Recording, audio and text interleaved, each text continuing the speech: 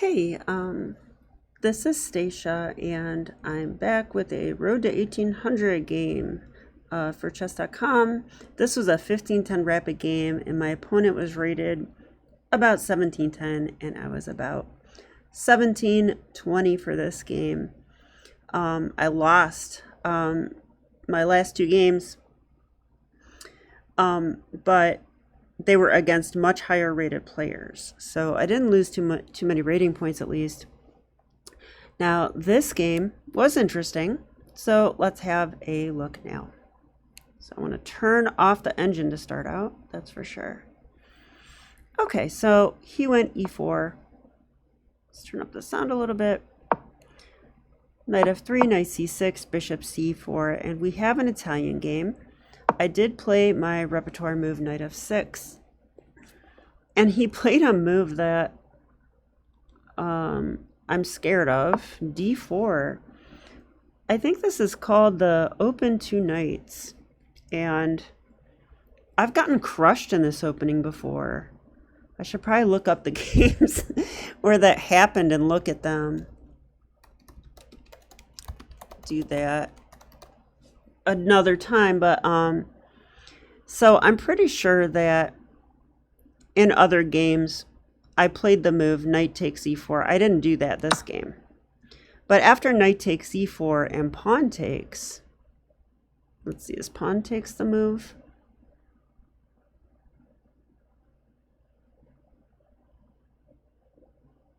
Yeah.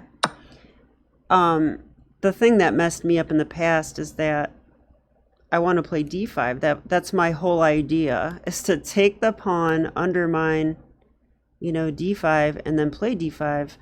But here, that's not working. Look, the queen's opened up on d5.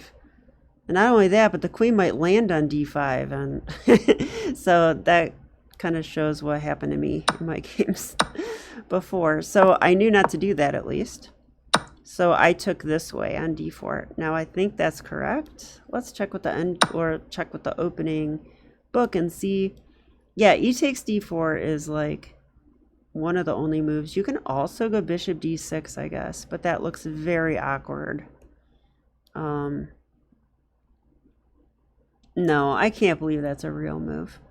Yeah, and it says knight takes e4, and white like wins. So yeah, this is like the only move, e takes d4.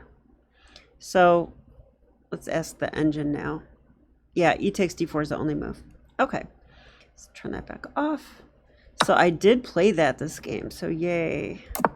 He castled, and now we've reached an important point already. Can I take this pawn? Yes, or Saron would ask that question. So if you want to pause your video and decide if you can take that pawn, go ahead and do so now. Okay, I thought here I can take the pawn. I was calculating knight takes, and this time I do have d5. It truly is undermined. There's a black pawn here protecting the d5 square from the queen, and if I go here and they go rook e1, pinning the knight, I go d5, that attacks the bishop. I think I'm okay there, because even if they want to like take the rook with check, I think I just grab the exchange, I'm on the knight. I think this should be okay. I guess they have knight g5, or do they? They do have knight g5 there, but I feel like there should be maybe knight e5, guarding f7, and attacking the bishop. So I guess let's look at that really quick and see if that's right. So if rook e1, I was thinking d5. The engine agrees. And if they sacrificed like this and tried to play knight g5, yeah, that doesn't work. Knight e5 is the move, but there's lots of moves that are good. They can't sack their exchange like that. Yeah, bishop e6 is also good, because I just want material, so not only that, but if you look at white's development, I mean, these pieces, it's a little too early to go crazy like this, unless it's really good. So that is, so Yeah. All right. The other move I was worried about, though, was queen e2 is possible. And then, of course, there's captures on d4. So if I take here and they capture here, I was still planning d5 in that position as well. So in the game, I did take. And it turns out that this is correct. Black is better after knight takes e4, according to the engine. But it's riskier. Okay, so he did play rook e1 in the game. And I went with my move d5. All right, so now the bishop's attacked. And he played the move bishop takes d5 instantly. But then I realized this move looks familiar. I've seen this before. Now I pretty much have to take that. I don't see another move. He was threatening rook takes e4 check. And now this move knight c3, and I think that Megan plays this. The chess punk Megan. So this is a cute move because it's a double attack. They sacrifice their bishop on d5. We recapture with a queen, and now this knight comes in, and it's double attacking. So the queen's hit, and the knight's hit again, and the knight's pinned. And this pawn is also pinned. If we take the knight, we lose our queen. So can't do that. So I did actually remember this. This looked familiar now at this point. So I played queen h5, which is a move I've looked at in the past. And I mean, you're going to, white is going to get their piece back. There's just no way around it. So he played knight takes e4. Now you got to watch it because, that knight is threatening knight g3 check. And that would win my queen. So I got to do something about the discoveries. So I saw two good options. I saw bishop e7 and bishop e6.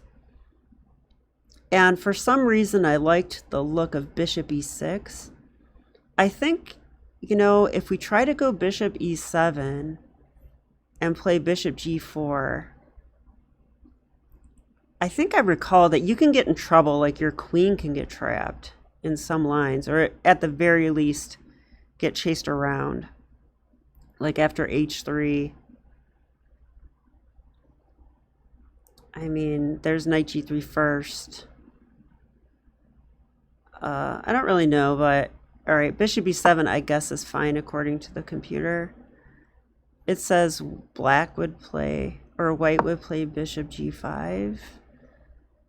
Yeah, and the point of this, I think, is to take these squares away from my queen. But okay, I went bishop e6. And he went knight g5. So once again, I think, white is trying to make my queen uncomfortable. So I was a little nervous here. And I'll tell you that I was trying to play, I'm so angry about my time management that I decided I would play faster this game. And I did. So, so far we're both at 12 minutes. So that's pretty reasonable. And here I just thought part of the reason I wanted to play bishop e6 was so that I could, quickly castle queenside. So that is what I did. Now he can take my bishop and take the pawn even. But I just thought, if he does that, he's spending time getting his pawn back, and then I think my position's better. That's kind of what I thought. So this does happen. Yeah, like bishop d6. I like this move a lot. The knight is now pinned because the rook's no longer protecting the queen. So there is no knight takes pawn. I would take the queen, and that would be checkmate, rook back and then checkmate. So he cannot take there. That's one thing. And the other thing is that that knight is pinned and I'm attacking h2, so that's pretty annoying. So I think I'm actually threatening bishop takes h2 check right now. And there is no knight takes, and there's no king takes, so that would be really good for black. Okay, so in this position, he played bishop to g5, which I thought he would play. And I like my next move too. Let's see if the computer agrees. So I wanted to put a rook on f8 and attack the pinned piece, right? I mean, that's pretty that's pretty straightforward. And he just attacked one of my rooks. So now I really liked moving that rook and attacking the knight. So the computer likes it, but guess what? It also likes bishop takes h2 check right now. So I am curious about that. So I did say I was threatening this move. Oh yeah, now I thought it wasn't a threat anymore. I thought he would move his bishop in order to defend his queen, so I didn't think I was threatening this anymore, but I guess the computer likes this move. Let's try to understand why. So he would have to take with a knight, and well, that hangs the bishop. So we just won a pawn. So the greedy computer wanted that h pawn, I guess. Okay. But I actually like my move better because it puts more pressure on the white position. So, I mean, he's got problems now, right? I mean, I'm going to play rook takes knight and then queen takes bishop. I might throw in bishop takes h2. This looks pretty scary if you're white. This rook's really awkward too. It just seems like it's undefended there, and I might have some crazy moves where I can attack the rook and make a threat at the same time. I don't right now. Like this, I don't know that that does anything. But yeah, he decided to sack the exchange here. So, yeah, actually, I didn't know what he should play because I thought he would lose 2 pieces for a rook here anyway. So, for example, I thought maybe he should play h3 because if he doesn't do that, I actually am threatening rook takes, and even if queen takes, I have queen h2 check. That can't be good, you know, like the king goes for a walk and then check and here, and I could maybe take there. Not totally sure, but it looks pretty good. It looks like I have a lot of play. All my pieces are active. So I don't think he liked that threat. So I thought he should go h3 because it would stop that. And then I was planning rook takes knight here. And then I thought, you know, he should probably take here, and then I'll take the bishop. So, and that is good for black, no doubt. So instead he took here, I guess trying to confuse me. I actually do have a couple options here. I could play rook takes knight still, but I didn't think that was as good. Like if rook takes knight, maybe he could take my knight. I don't know. It's starting to get crazy if I go this route. Yeah, and actually my rook would be pinned, so that's pretty unfortunate.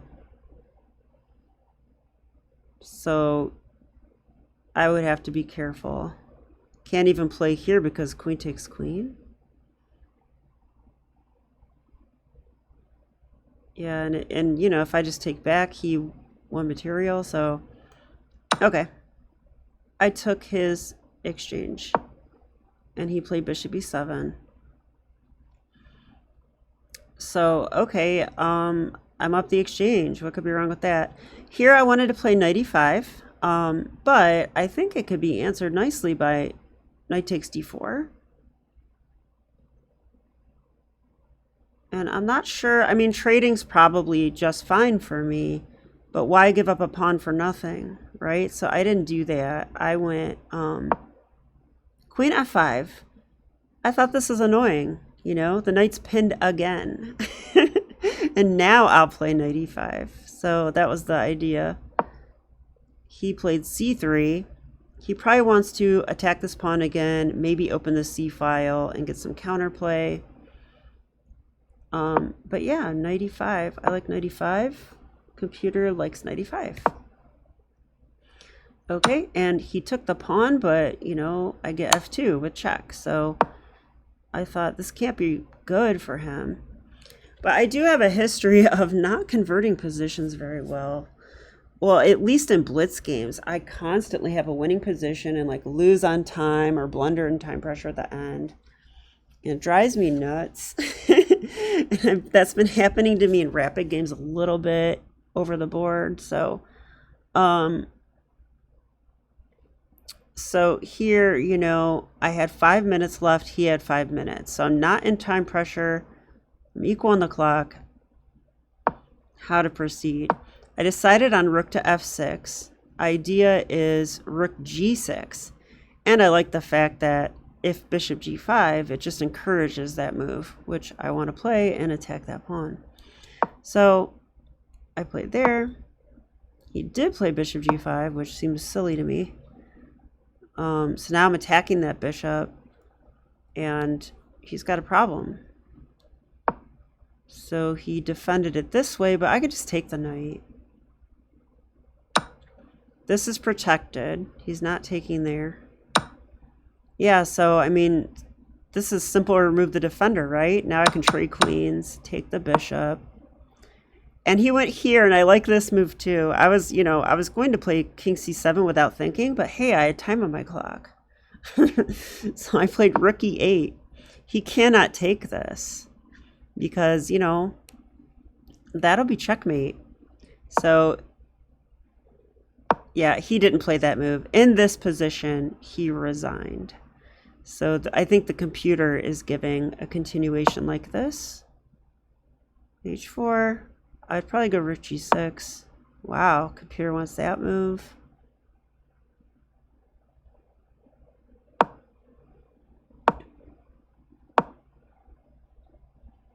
Strange. I don't know why the computer played rook a5. That seems unnecessary. But okay, and it stops here and says black is -8. So I'm very happy with this game. I think this was one of my better games. And not only that, but when I looked at the report on chess.com, you're not going to believe this, but it said 99.4% for me. 99.4%. I'm ecstatic. So I had 1 excellent move, 14 best moves, 7 book moves, and only 1 inaccuracy. Wow, so I wonder what the inaccuracy was. Will it tell me? I'm trying to find it. Hang on a second. Usually I can click on this and it'll tell me. Huh. Well, I guess we'll do key moments. Okay, it says that was my last book move. Rook d to f8 is best. Oh, cool. I did like that move. Wow, it didn't show us any inaccuracy at all. So I guess that's a good sign. So, yep, I'm quite happy with that. I actually went up to 1731, which is good. I'm pretty close to my high rating ever. Now, I will tell you guys that I played this game in, recently, like the end of August. But I have a whole bunch of these training games that I never posted. So I might go on a posting spree at some point and post those. I want to rewatch them myself because whatever I learned from those games, I want to review. So I might as well share them as well. But if I say things that are outdated, that's why. So my apologies for that. But I seem to have no problem creating content for you guys. So, all right. Well, thanks for watching, and I'll be back with more chess. Bye.